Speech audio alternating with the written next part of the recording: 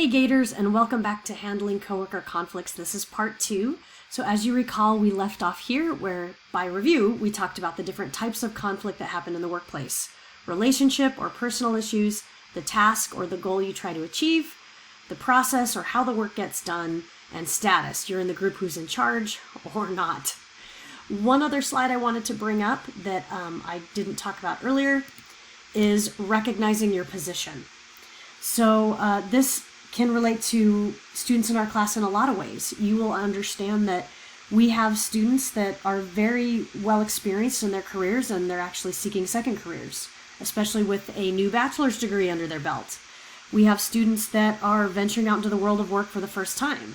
We have students that are getting ready to retire.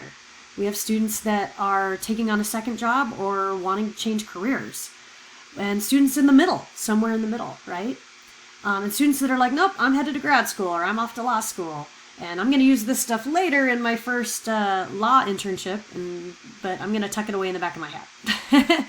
So again, no matter where you are on that spectrum and where your ultimate goals are and in your career planning you are, recognizing your position is important, okay?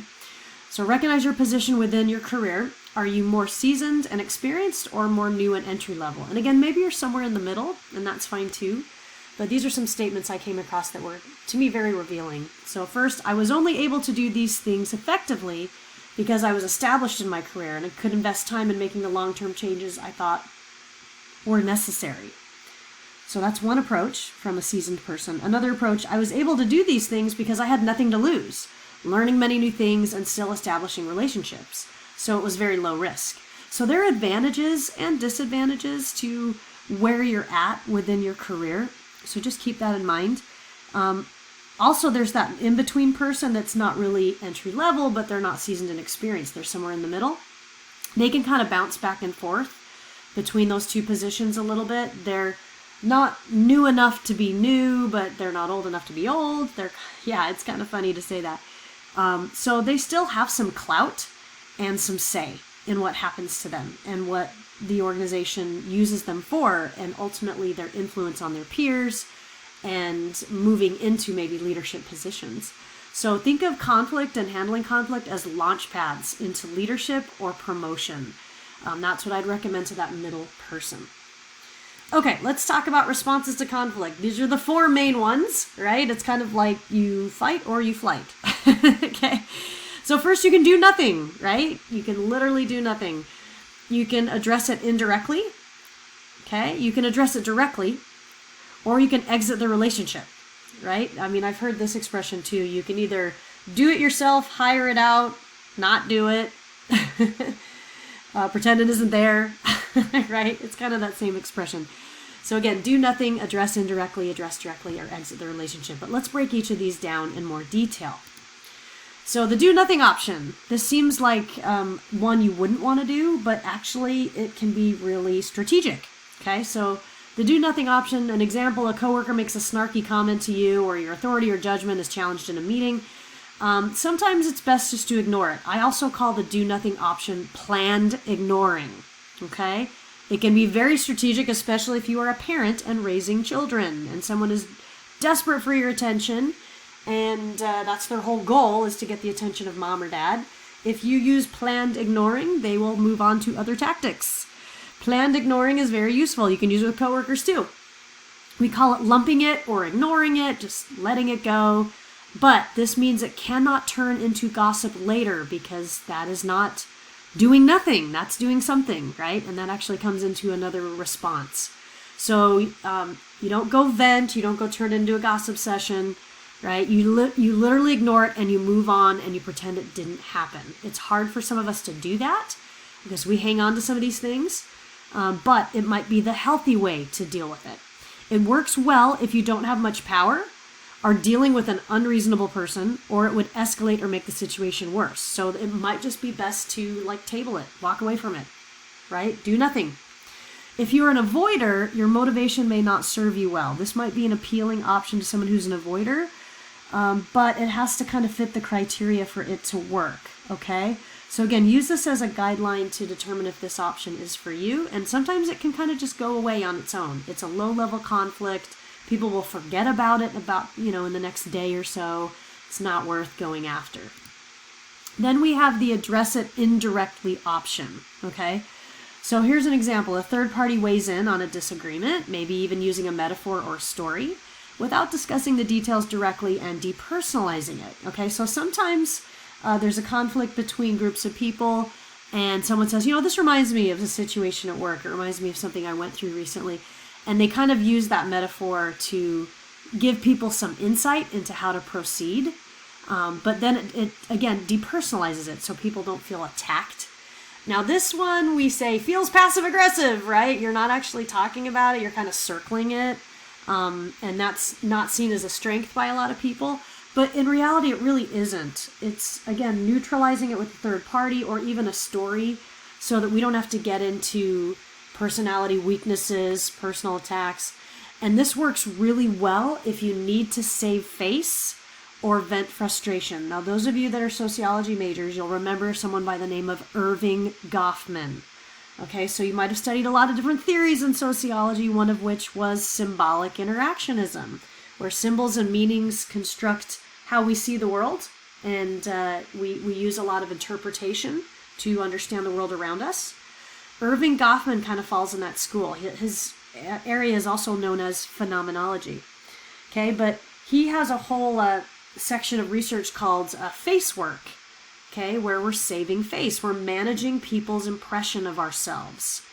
Or we call it impression management, right? So we're constantly keeping our reputation strong, managing how people receive us, how people see us or perceive us. And that's what we talk about when we talk about saving face. So that goes back to the very sociological roots of Irving Goffman. This can also work well if you need to vent frustration. So if you need to gossip, you can gossip to someone who's not directly involved, and maybe they can come up with a clever way to circle back to it, but again, not put you and your details and your conflict into the story. So it's a good way to land some feelings that were juggled loose that need a place to go. Because sometimes we just need a vent, right? We're just really put out by what happened, and we just need to land those emotions to get to a place of calm. It also is really good at suggesting a solution without a personal attack, but again, it's in an indirect way, and some people don't like that.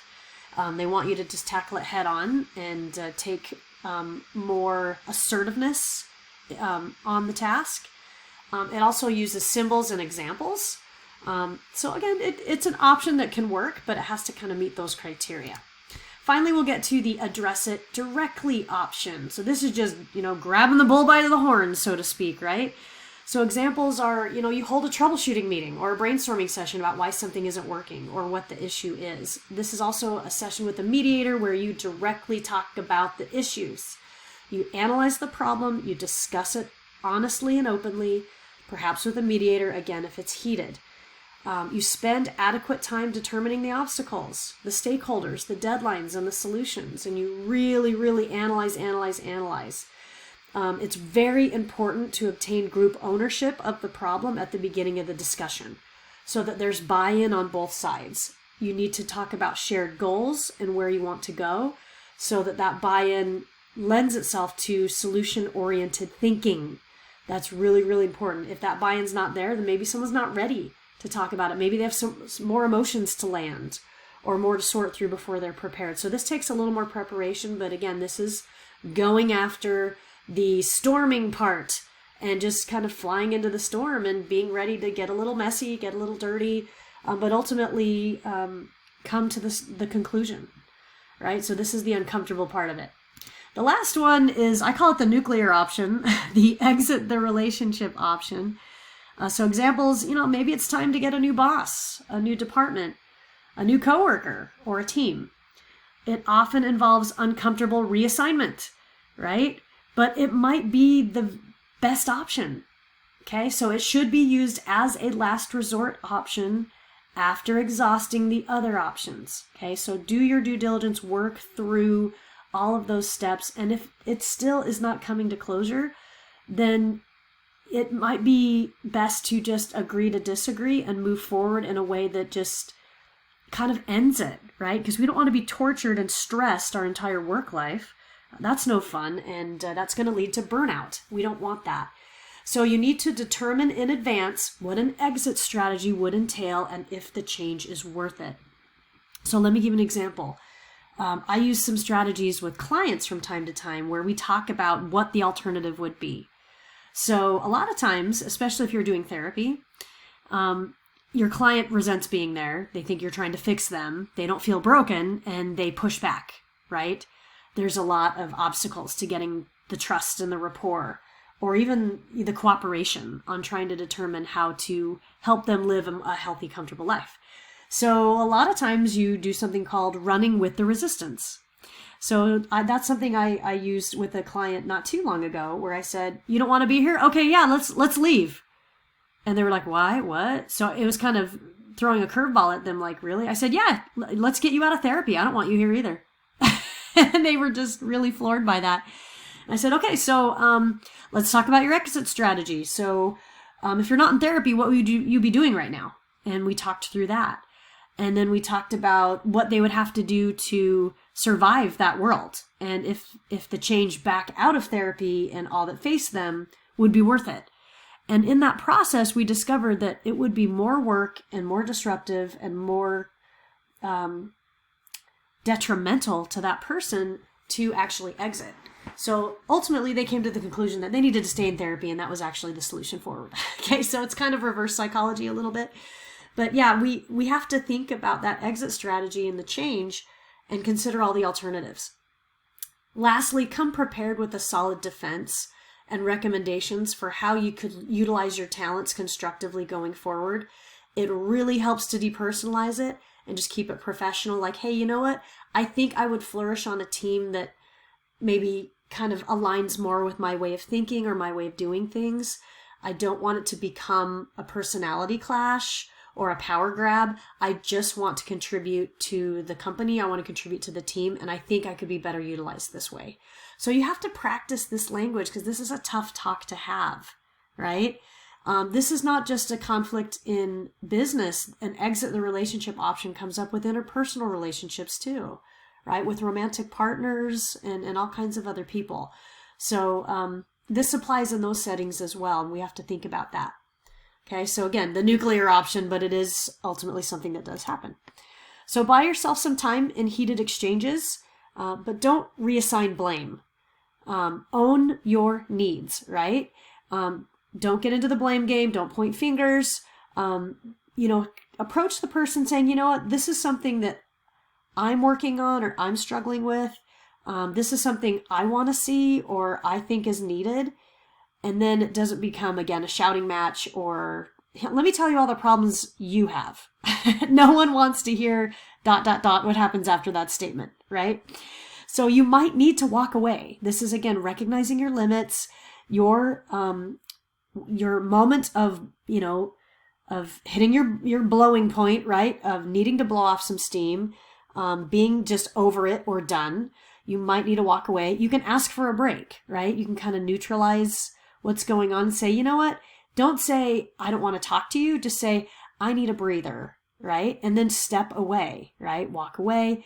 That can really help you kind of clarify your thoughts and think through things more easily because we're putting a lot of emotional and logistical baggage on our brain all at the same time. And it's so hard to sift through in heated exchanges. And so we might just need to take this conversation offline, right? We're using some business jargon. We use that expression all the time, saying not the time or place, time to move it someplace else.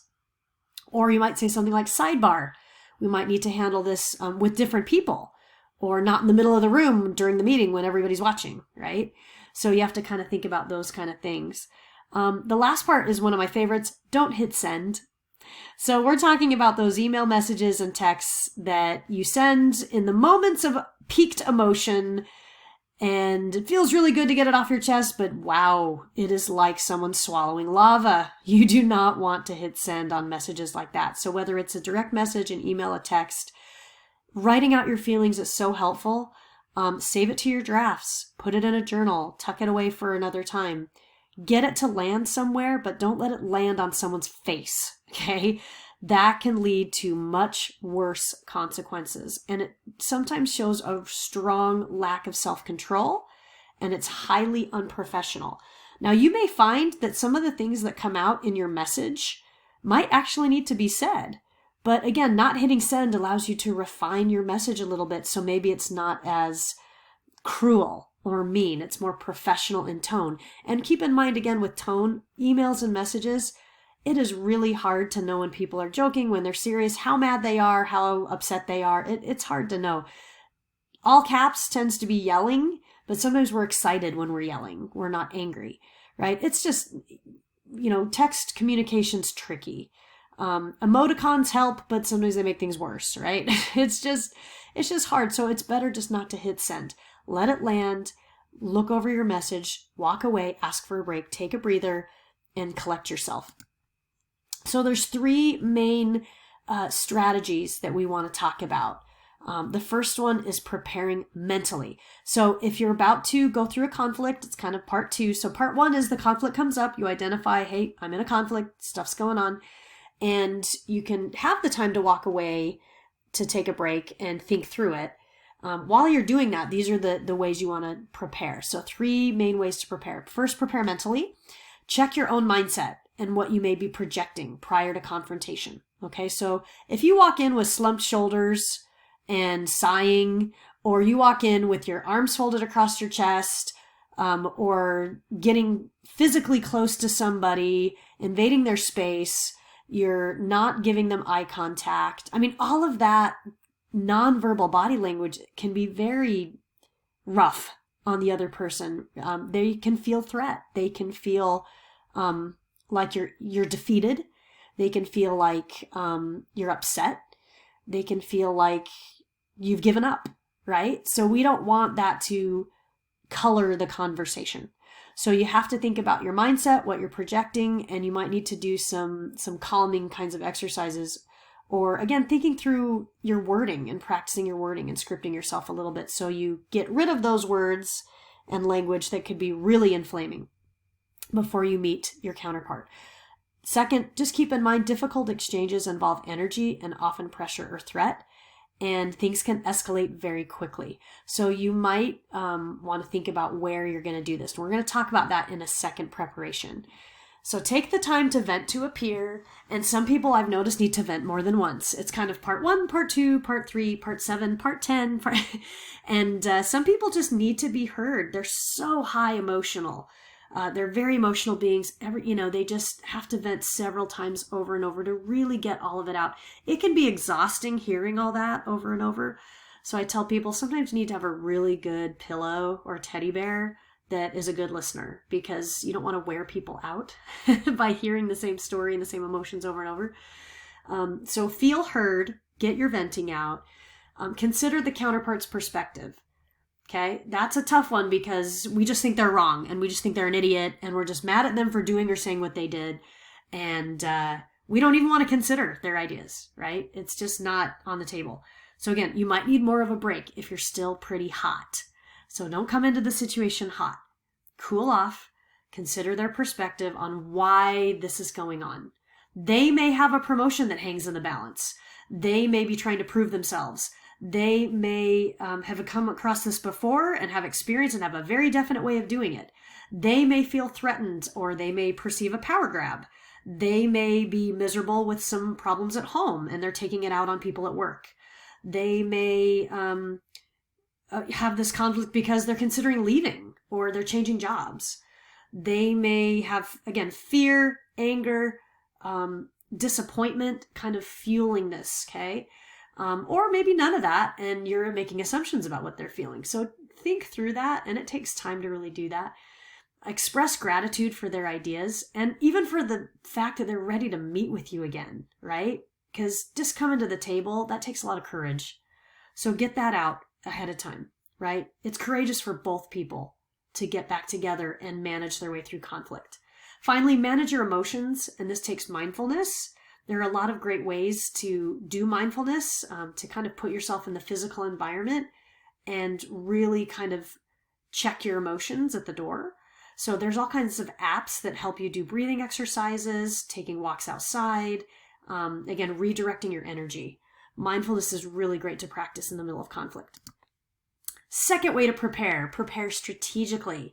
So first, plan your message. write your script, right?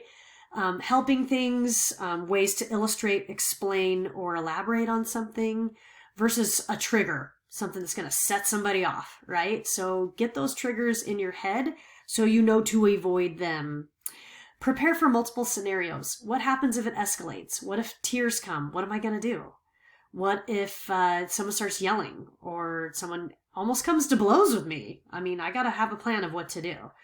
What if we get interrupted by another person, right? What if somebody jumps into it? Like, how do I handle that? So these things happen, right? In conflict. And again, emotions can run high. And so we have to be prepared. Ask for advice first. Let them tell their side of the story. Solicit their opinion on the solution. And if they start doing personal attacks, refocus them on getting back to that solution-oriented thinking. So, you know what? I realize this is very personal to you, but we need to get back to how to solve this. It's not bad for it to be personal, but we need to make more progress in this direction, right? Because we're not going to get there and we're going to be here all day. And I value you and I value your time. Use self-talk and something we call anchoring, right? Where we kind of help ourselves land and being honest with ourselves, and narration to stay objective, right? And that's that professional talk that we have to practice, right? Where we focus on what we're trying to do rather than the who and the personalization of it. The last part is preparing logistically, okay? And this makes all the difference. This is space and place, right? Choose the right time and place. If it involves status, choose neutral ground, right? A neutral place where behavior will be modified. Maybe you need to be out in public, like in the workplace, the cafeteria, the break room, outside in front of the building, near the security officer, right? I mean, maybe that is best, right? Where people are around and can intervene if things go out of hand, right? So choosing the right time and place, maybe you need to choose a place that's a little more peaceful, that's not quite so hot. Invite calm and collected thinking in advance, and you can ask them to do the same. Say, hey, I'm taking a minute to cool off, and I invite you to think through some options ahead of time. I really want to solve this problem with you. I value you. I value the solution, and I'm looking forward to seeing you again. Let them know you're on their side, right? You want to solve this together. Have a productive conversation. Discuss a shared goal that you both have. And that's a great way to start the conversation, is to reiterate, we both want this. So let's drive our forces together to get there. Set collaborative intent to work it out together, right? So you do a little, I'll do a little, right? It's part of negotiation. And reinforce your desire for success. And, get excited that you're going to make that progress and that this will all eventually be over. That feels really good, because who doesn't want that peace and calm that is at the end of it? And that can be just the right motivator to carrying forward and the commitment to keep going. Commit to listening, being an active listener, using words like, tell me more about that. Or can you describe that in more detail? Or, oh, I didn't realize that. Tell me more. Those are just prompts to get someone kind of talking things out, and it can reveal all kinds of things that are really, really important. So my advice I give to students is be the greatest listener that's ever listened to you. Aspire to be that person. We all have someone who's an exceptional listener in our lives, or hopefully we do. Be that good listener to somebody else. Commit to listening, active listening.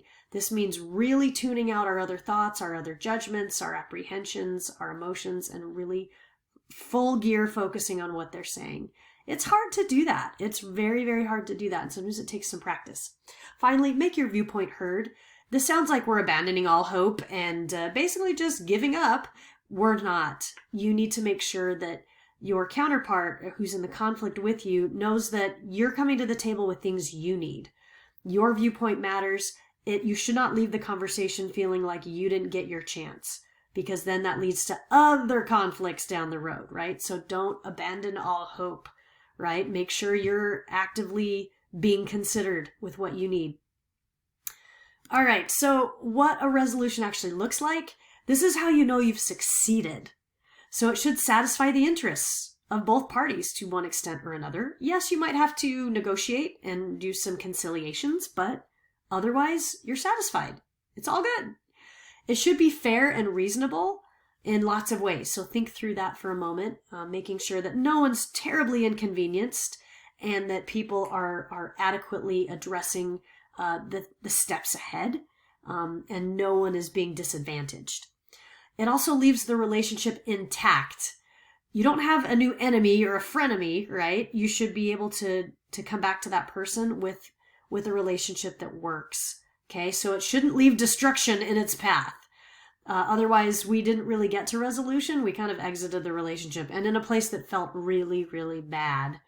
I mean, you can get conflict resolution by exiting, but you can still exit by leaving relationships intact, right? We use that expression called burning bridges, right? It's really, tempting to kind of, say, I'm out of here, losers. I hate you guys. I never have to see you again. As we leave a job, right? We could totally do that.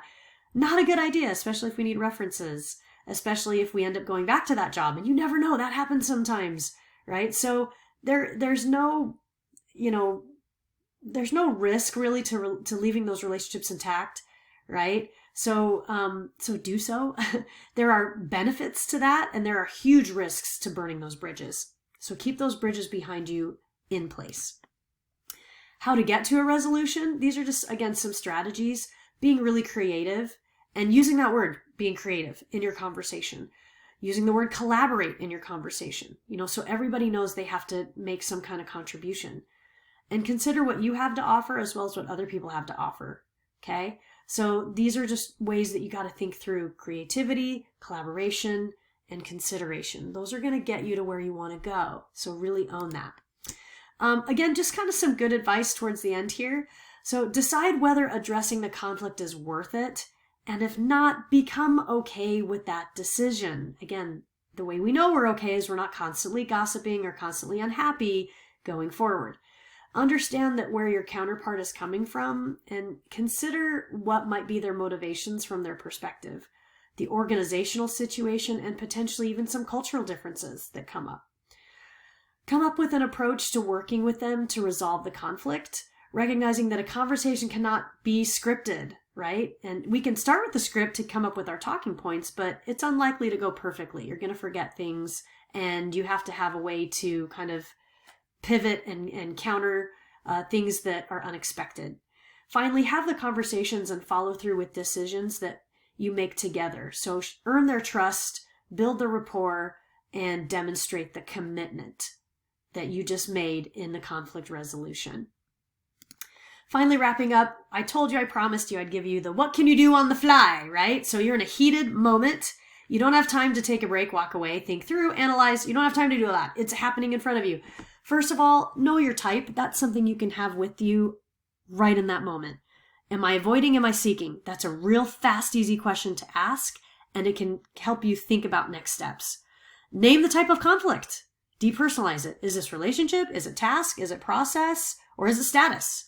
Again, those are quick things you can think through on the fly. Make smart choices about your opinion, how, when to share it. And again, use self-control. Control your emotions. If you can't do that, then being in the fly leads to needing a break or walking away.